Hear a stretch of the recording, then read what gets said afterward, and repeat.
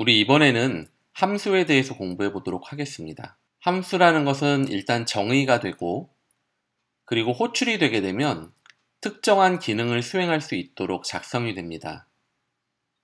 함수는 인자, 그 인자가 이제 영어 표현으로는 보통 다른 언어에서는 아규먼트 또는 파라미터 이런 식으로 쓰이는데요. 스위프트에서는 일반적으로 파라미터라고 부릅니다.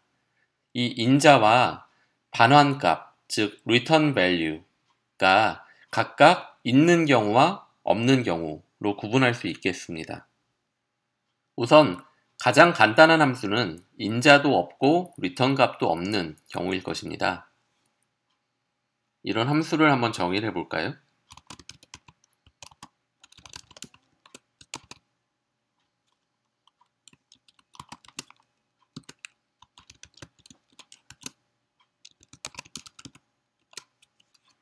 여기에서 func라는 키워드로 이것은 함수이다 라고 선언을 해주고요.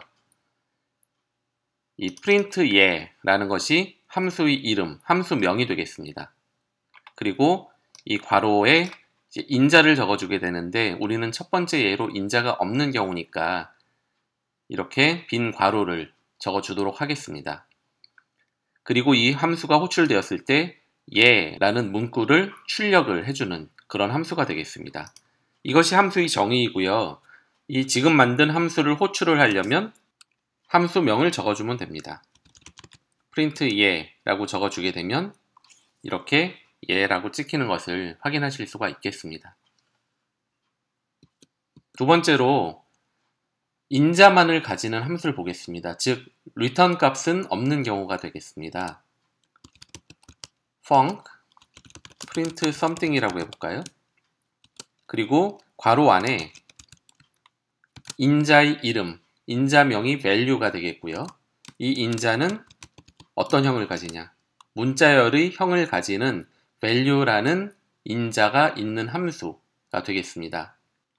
우리가 앞에서 변수를 볼 때 변수를 선언하는 경우에는 그 변수의 타입을 생략해 주더라도 타입 인퍼런스 형식으로 그 변수의 타입을 추론을 해냈었지만 함수는 그와 다릅니다. 함수에서는 반드시 인자의 타입을 명시를 해 주셔야 됩니다. 그래서 어떤 일을 할 것이냐?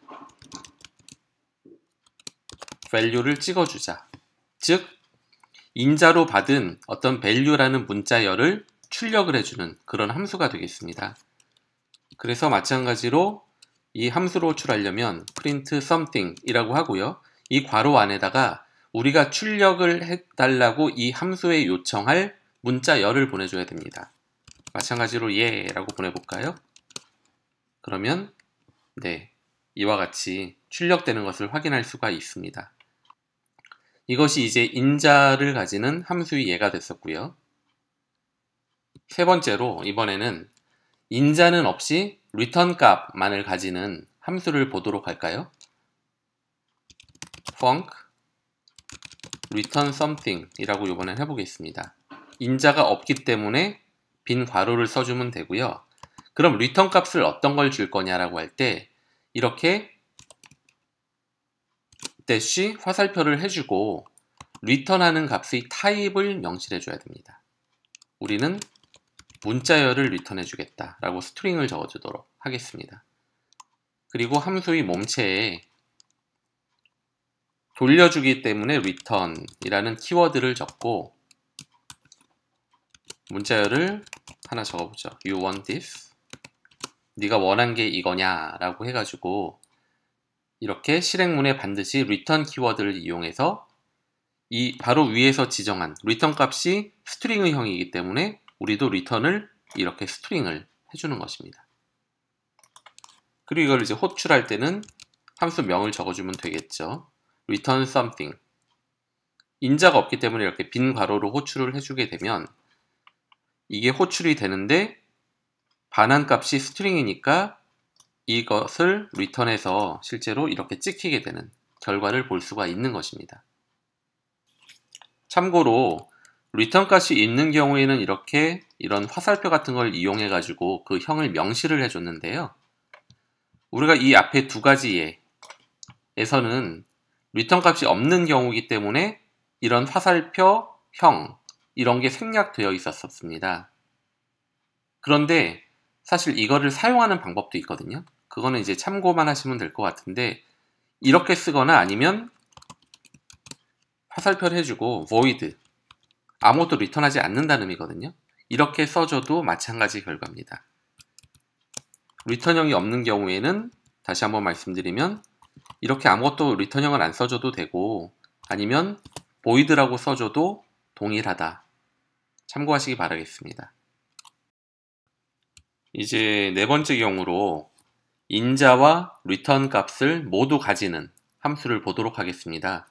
우리가 여기서 이런 걸 한번 예로 들어볼게요.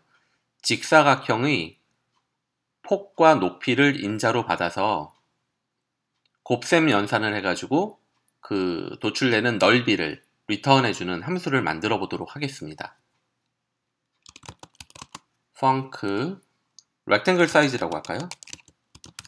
직사각형의 크기를 구하는 거니까 rectangle size라고 하고, 우리가 width의 형은 더블로 받겠습니다. 그리고 height를 또한 더블로 받아서 이 두 개를 인자값으로 받은 다음에 돌려줄 때 넓이를 돌려주겠죠. 넓이의 형은 마찬가지로 더블이 되겠죠. 이렇게 돌려주겠다라는 함수를 정의를 해주고요. 리턴 값이 있기 때문에 반드시 여기서 return 하고 뭘 돌려주면 됩니까?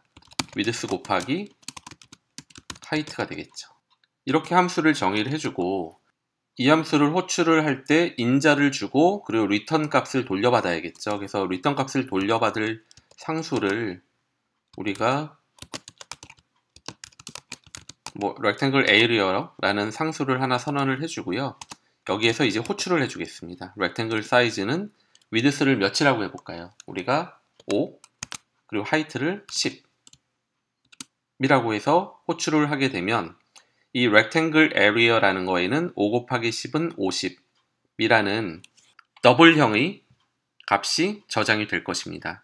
형을 보게 되면 더블인 것을 확인하실 수가 있습니다. 그런데 여기에서 하나 눈여겨보셔야 될 거는, 제가 여기에서 다시 한 번만 적어볼게요. 이 부분을 rectangle size라고 하고 여기 분명히 width, height가 이렇게 보이는데 탭을 눌러서 이리로 바로 갔거든요. 가서 5라는 걸 적는 순간 width가 사라집니다. 반면 height는 남죠. 즉 무슨 얘기냐면, 이렇게 파라미터가 2개 이상인 경우에 첫 번째 인자명은 생략을 해줘야 됩니다. 생략을 해주셔야만 합니다. 만약에 여기서 width라고 넣게 되면 에러가 나네요. 그래서 여기 fix하는 방법은 width를 삭제하라고 그러잖아요. 이렇게 써줘야지만 한다는 거고, 두 번째 인자명은 반드시 넣어주셔야 됩니다. 이걸 없애볼까요? 없애면 역시 에러가 나는 것을 볼 수가 있고, fix하는 방법은 height를 넣어줘라. 반드시 이렇게 쓰셔야 되는 점을 일단 알고, 이 다음에 이 인자들의 이름에 대해서 좀 더 상세히 알아보도록 하겠습니다.